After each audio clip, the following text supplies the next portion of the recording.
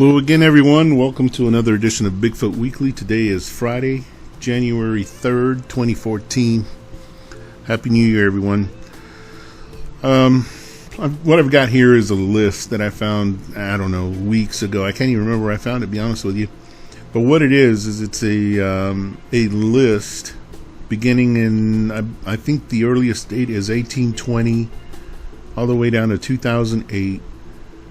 And what it is they're accounts or documented accounts of Bigfoot killings, shootings, Bigfoot bodies being found, and Bigfoot encounters or Bigfoot attacks. And being winter right now, it looks like a third of our country's under snow right now. It'd be a good time to do a little online research if you're interested. I'll post a link to this. There's a lot of interesting accounts, and I think it'd be easy to pick one of these up and do some more research and get more information. Anyway, have a look. I'll post the link below. Alright, I found this account of an encounter with a female Sasquatch on Sasquatch Research Association, maybe a couple weeks ago. Anyway, I read this, and there's a couple unique things about this, and one is the level of detail that this man was able to, who came across this Bigfoot, was able to put together, such that he had artist renderings done. And then his encounter was somewhat different than maybe others because of his reaction to the Bigfoot, and then likewise her reaction to him. But he goes into a lot of detail, actually, into what she looked like. And here's another artist rendering of his description of that Bigfoot. Anyway, check it out. Really interesting story. It's not too long, but it is. It really has more detail than most encounters. And what's surprising also is kind of his reaction after he heard the Bigfoot scream. Interesting story. Check it out. I'll leave the link. Right. This is a bit of a mystery to me, and I'm hoping that somebody out there might be able to shed some light on who Thomas Hughes is. I saw this posted in the Bigfoot Buzz. This was at least 2 weeks ago. And this is just a short article describing the interview with this Thomas Hughes person who claims to be able to communicate with a number of Sasquatches since 2008, and he gives detail saying they're playful giants. They range from 6 to 15 feet and live to 120 to 140 years, and that they're natural pranksters. Anyway, he goes into quite a bit of detail, and he talks like he's fairly knowledgeable, but I've never heard his name. And I've not seen his name in other YouTube videos or anything like that. So this is the article in Bigfoot Buzz. I'll leave the link to that. And then here's the full YouTube video on this interview. It's on Stanoodle Videos. And he's only got 116 views, so it hasn't been viewed that much. But read the article or just watch the video, and I'd like some feedback from you as to what you think or who this guy is. I've never heard of him. No idea. But check it out. He has some interesting things to say, especially when it comes to telepathy, which he says they do at will, and can do so with humans that are telepathic like he is. Check it out. I'll leave the link. Alright, I'm thinking most of you have already seen this. This thing has like 10,000 views. It's a Meet the Judges for the $10 million Bigfoot bounty for Spike TV. And I gotta admit, a couple things about this show. They were showing clips of the interaction between the competitors, and it was, I don't know, man. It was like watching a bad reality TV show, which I guess this could turn out to be a bad reality TV show. I don't know. But there are a couple very credible people like this fella here with NYU. He's well known, and he is a skeptic, but he's a scientist. So, and he's very well acquainted with Bigfoot. And I think he's done some work that was associated with Dr. Melba Ketchum. He criticized her work, of course, and her claim was he didn't follow the full procedure or something like that. But anyway, check it out and see what you think. I think there's one judge who I kind of don't. I just wondering why he's a judge. But anyway, if you haven't already seen it, check it out. I'll leave the link below. All right, from time to time I'll check the BFRO reports for anything that that's unique or different. I found this, I don't know, a couple weeks ago at least. It was reported out of Grays Harbor County, Washington in September of 2013. This fellow's driving down the road, and I think he sees a deer cross the road, and then this Bigfoot came after it. Totally surprised him, and he slammed the brakes on.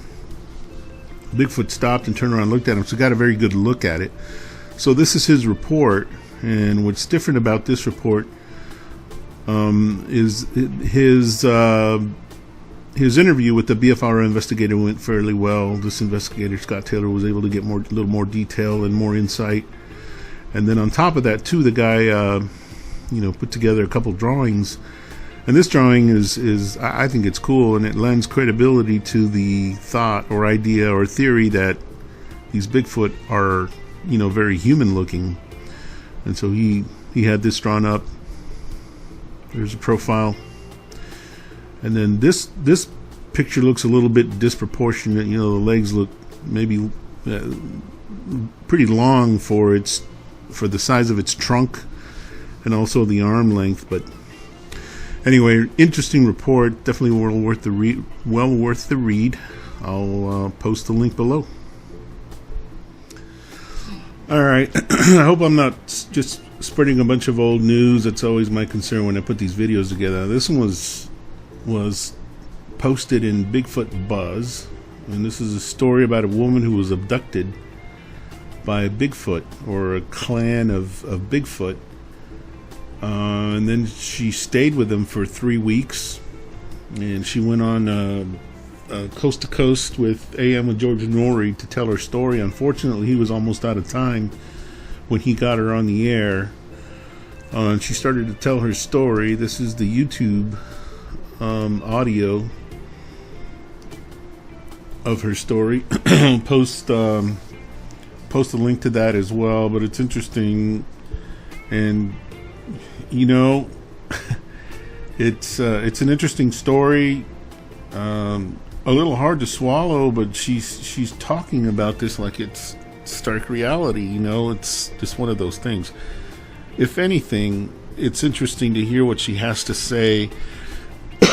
Excuse me. And also she talks about return visits, yearly visits that she makes there to visit with this clan, and she spends a week there every year with them. So it's worth a listen. It's only about 12 minutes long, so it's not going to take too long. Like I said, he brought her on the radio show kind of toward the end, and he was trying to get her to hurry through her story, so I'm sure there were details that, or maybe more details involved, but maybe she'll surface somewhere else.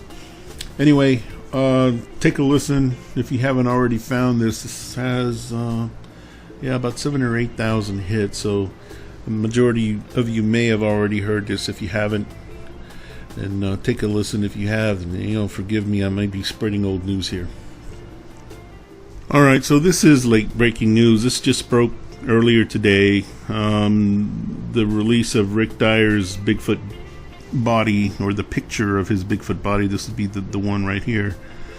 I'm on a Facebook page called Sasquatch Evidence, and Sasquatch Evidence posted these 6 photos kind of side by side. This is a drawing, of course, and this is from the tent video. This is Rick's latest release. This is a combination of this drawing and this video, and they look nothing alike. So that's the point there. And then I also found, to the Huffington Post, Beyond Highbrow, Robert Lindsay, I also posted this kind of breaking news, and of course there's Rick Dyer's picture. He also got a couple extra pictures. This is not a full body photo, but upper body photo and head, of Rick Dyer's Bigfoot. And then here's another shot kind of from the lower regions, and this looks to be where it was cut down the top center. Then he posts some insight, etc., but he also shared the photos with someone at the Smithsonian who works with designing models, etc., for the Smithsonian, and he dismissed it as a fake. But there's other interesting things that he's written in here, so I'm going to leave the link to that. Take a look at that. I don't know what else to say about Rick Dyer. I think this is just a continuation of what he's always done. That's all I'm going to say about that. I'm going to add one other commentary about Timbergiantbigfoot. I'll make it short and sweet. That is his initial release of the Bigfoot that he caught on video. He released it, I don't know how long ago, but it quickly came under some criticism for shaky camera work, for edits, and then for not keeping that thing in focus and in frame for as long as he possibly could. And but when you're in a situation like that, who knows what you would do, right? But anyway, he got criticism for that, and most especially for not releasing the full unedited version. So not long ago, a month or more ago, I guess, he released the unedited version, and I thought that had much better video of this thing than his original. And so the only question in my mind, and I'm not knocking his credibility at all, I'm just wondering why he didn't post the video of the Bigfoot tipping its head back. I mean, that was a money shot. I thought that was a really great shot, and I don't remember seeing that in his original release. So anyway, I don't know why he would do something like that, or why he wouldn't include it.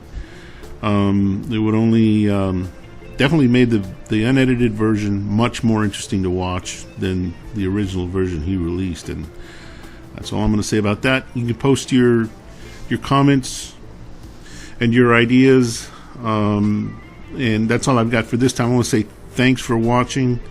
I took a bit of a hiatus, about 6 or 7 weeks or so. The weather's been good, and I've been spending a lot of time with family.